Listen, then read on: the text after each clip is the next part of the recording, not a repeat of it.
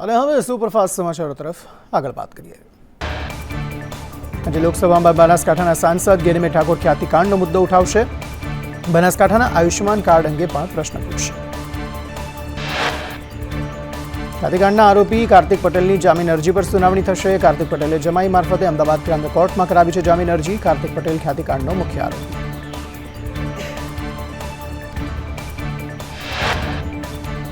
ખ્યાતિકાંડમાં મોતનો આંકડો 3 વર્ષમાં 112નો નોંધાયો। 3 વર્ષમાં 8,534 દર્દીઓએ ખ્યાતિમાં સારવાર લીધી। 1 મહિનો થવા આવ્યો છતાં તંત્રના તપાસમાં દેખાડા। 11 નવેમ્બરે 2 દર્દીઓના મોત બાદ પણ બેદરકારી। 2 મૃતકોનો હજુ સુધી પોસ્ટમોર્ટમ રિપોર્ટ નથી આવ્યો। ઇન્ડિયન મેડિકલ કાઉન્સિલની નોટિસ તો પણ જવાબ નથી અપાયો। ખ્યાતિકાંડના મુખ્ય આરોપી કાર્તિક પટેલ હજુ પણ ધરપકડથી દૂર। મહાઠગ ભૂપેન્દ્રસિંહ ઝાલાની આગોતરા જામીન અરજી પર આજે અમદાવાદ ગ્રામ્ય કોર્ટમાં હાથ ધરાશે સુનાવણી। બીઝેડના કૌભાંડી ભૂપેન્દ્રસિંહે કરી છે જામીન અરજી। 6,000 કરોડના કૌભાંડનો કરનાર મહાઠગ ભૂપેન્દ્રસિંહ ઝાલા ભૂગર્ભમાં છે। ઝાલાને ખોટી રીતે ફસાવવામાં આવતા હોવાનો દાવો પણ કરાયો। નનામી અરજી પર આ રીતે કાર્યવાહી ન કરવા ઉલ્લેખ। કેસની તપાસમાં પણ સહકાર આપશે તેવો અરજીમાં ઉલ્લેખ। ધરપકડ ન કરવા માંગી છે આગોતરા જામીન અરજીમાં દાદ।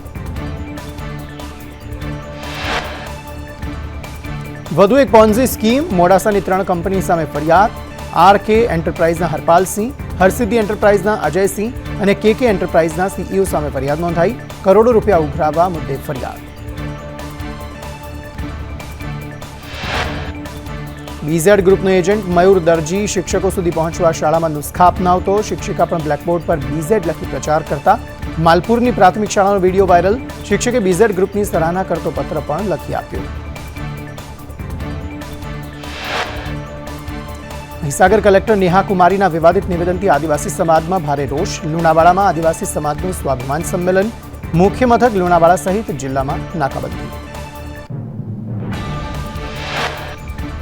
ઊંઝા એપીએમસીની ચૂંટણી સમયે પૂર્વ ચેરમેનને રાહત। પૂર્વ ચેરમેન દિનેશ પટેલ સામે શેષ કૌભાંડ મુદ્દે સુપ્રીમ કોર્ટે અરજી ફગાવી। સોમિલ પટેલે કરેલી અરજી સુપ્રીમ કોર્ટે ફગાવી।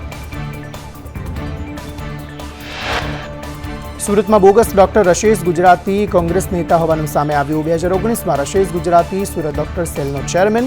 હેમાંગ વસાવડાએ રશેશને આપ્યું હતું આ પદ। રશેશ ગુજરાતી સુરતમાં બોગસ ડોક્ટરો તૈયાર કરતો।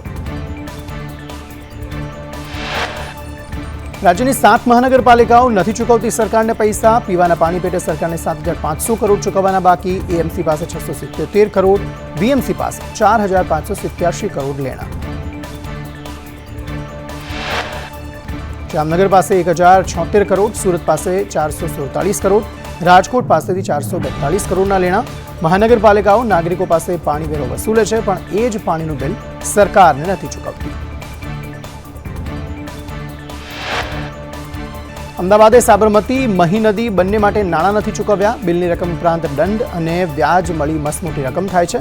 લોકો વેરો ન ભરે તો પાલિકાઓ કનેક્શનો કાપી નાખે છે અને પાલિકાઓ પોતે જ બિલ કે કર નથી ચૂકવતી।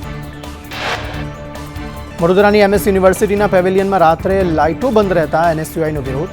એનએસયુઆઈએ લાઇટો ચાલુ કરવા 2 દિવસનું અલ્ટિમેટમ આપ્યું। નિરાકરણ ન આવે તો આંદોલનની ચીમકી ઉચ્ચારી। કર્મચારીઓ સાંજે જલ્દી જતા રહેતા હોવાનો પણ આક્ષેપ। સુરત ભાજપના મહિલા નેતા દીપિકા પટેલના આપઘાતનો મુદ્દો। કેસનું સુપરવિઝન નવા પીઆઈને સોંપાયું। સુપરવિઝન હવે અલથાણના નવા પીઆઈ કરશે। આપઘાતનું કારણ હજુ પણ અકબંધ। ઉનામાં રહેણાંક વિસ્તારમાં સિંહના આંટાફેરા। મારુતિ પાર્કમાં સિંહના આંટાફેરાના સીસીટીવી સામે આવ્યા। સિંહ આંટાફેરા મારે છે તેવો વિડીયો વાયરલ થયો। પાલીતાણામાં પાણીની લાઇનમાં ભંગાણ થતા 2 કિલોમીટર સુધીના વિસ્તાર થયા પાણી। ભૈરવનાથ ચોક પાસે પાણીની લાઇનમાં ભંગાણ। પાણી રોડ પર ફરી વળતા રાહદારીઓને હાલાકી। સૌરાષ્ટ્ર યુનિવર્સિટીના પરીક્ષા વિભાગનો વધુ એક છબરડો। ફાર્મસીના બીફાર્મ સેમેસ્ટર 3ના 2 ઓનલાઈન રિઝલ્ટ। પ્રથમ પરિણામમાં પાસ વિદ્યાર્થી, બીજામાં ફેલ જાહેર। પરિણામમાં ભૂલ સામે આવતા વિદ્યાર્થીઓમાં ભારે રોષ। હાલમાં 3 જેટલા વિદ્યાર્થીઓના પરિણામમાં છબરડો। અગાઉ પણ પરીક્ષા વિભાગમાં છબરડા સામે આવ્યા હતા।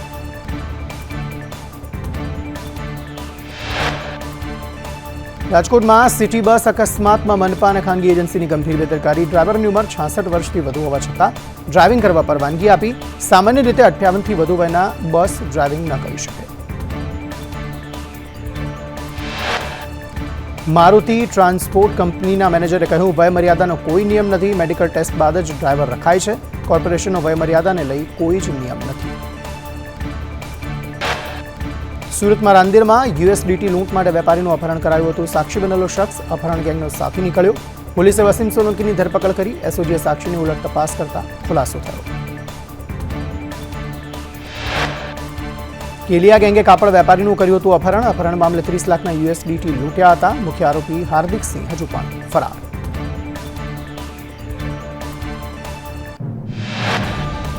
અમદાવાદમાં ડફનાળા રિવરફ્રન્ટ પર કારની ટક્કરે મહિલા પોલીસકર્મીનું મોત. મહિલા police constable Shardaben Khadia police સ્ટેશનમાં ફરજ બજાવતા હતા. મહિલા પોલીસકર્મીને ટક્કર મારી કાર ચાલક ફરાર થયો હતો. ક્ષત્રિય સમાજના આગેવાન પીટી જાડેજાએ કરી આગોતરા જામીન અરજી. પીટી જાડેજા સામે મની લેન્ડ એક્ટ હેઠળ ફરિયાદ નોંધાઈ છે. ફરિયાદીએ 60 લાખના બદલે 70 લાખ ચૂકવ્યા છતાં ચેક અને દસ્તાવેજ પરત ન આપતા ફરિયાદ.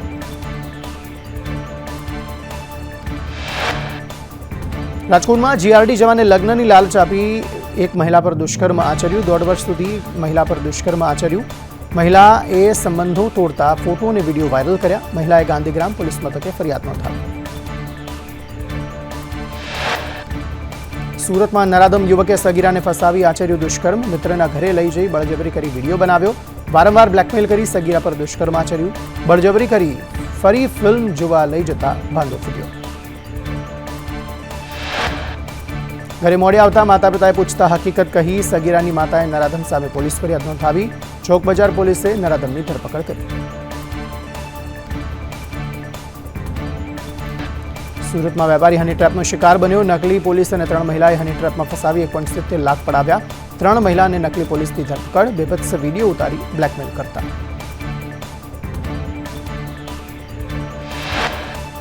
સુરતના વરાછાનો કુખ્યાત બુટલેગર ઝડપાયો. ક્રાઇમ બ્રાન્ચે બાતમીના આધારે બુટલેગર મુકેશ ભાસ્કરની ધરપકડ કરી. આરોપી સામે 10 થી વધુ ગુના. પ્રોહિબિશનના ગુનામાં વોન્ટેડ હતો ભાસ્કર.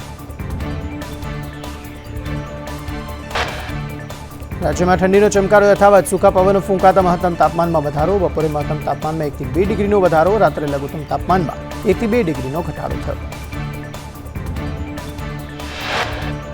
નલિયામાં 11.5 લઘુત્તમ તાપમાન નોંધાયું. ડીસામાં 14.2 ડિગ્રી લઘુત્તમ તાપમાન નોંધાયું. અમદાવાદમાં 17.2, ગાંધીનગરમાં 16 ડિગ્રી તાપમાન નોંધાયું.